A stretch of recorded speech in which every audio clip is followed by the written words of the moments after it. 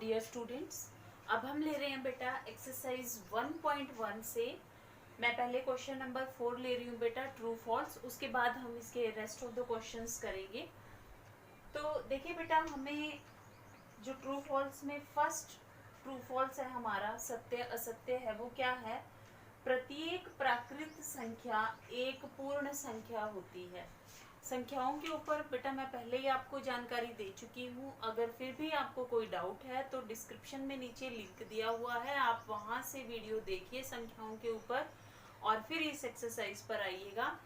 क्योंकि अगर संख्याएं आपको क्लियर नहीं है तो आप ये एक्सरसाइज नहीं कर पाएंगे। फिर क्लियर है बेटा? ये एक्सरसाइज क्या, ये चैप्टर भी नहीं हो पाएगा क्योंकि संख्याओं का ज्ञान यहाँ बहुत जरूरी है बेटा। चलिए शुरू कर रहे हैं हम। प्रत्येक प्राकृत संख्या, प्राकृत संख्या क्या बेटा? गिनती हमारे पास। तो क्या प्रत्येक प्राकृत संख्या एक पूर्ण संख्या होती है? पूर्ण संख्याओं में देखिए हमारे पास क्या था, पूर्ण जो संख्याएं थी उसमें हमारे पास जीरो भी इंक्लूड था, 0 1 2 3 था। और जो हमारे पास प्राकृत संख्याएं थी वो क्या है? सिर्फ हमारी गिनती है, एक से जो शुरू हो रही है वो। ठीक है, तो क्या आप प्राकृत संख्याएं पूर्ण संख्याओं में से निकाल सकते हैं? बिल्कुल निकाल सकते हैं, बल्कि इसके पास तो एक जीरो एक्स्ट्रा और है। ठीक है, तो उसने पूछा है कि क्या प्रत्येक प्राकृत संख्या एक पूर्ण संख्या है? यस, क्योंकि सारी की सारी प्राकृत संख्याएं पूर्ण संख्याओं के अंदर मौजूद है।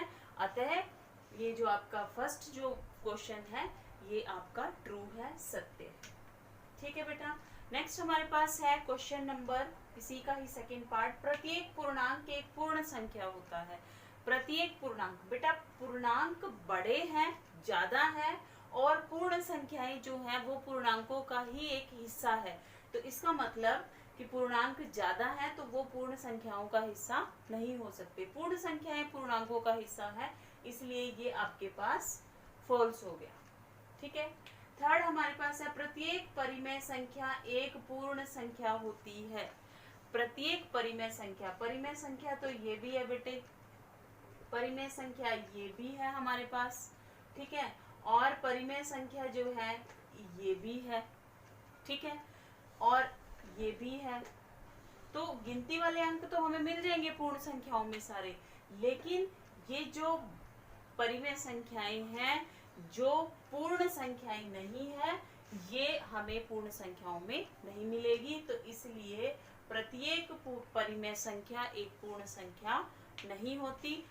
इसका उल्टा जरूर सत्य होगा कि जितनी भी हमारे पास पूर्ण संख्याएं हैं वो सभी हमारी परिमेय संख्याएं होंगी। क्लियर? चलिए मूव करते हैं नेक्स्ट क्वेश्चन पर।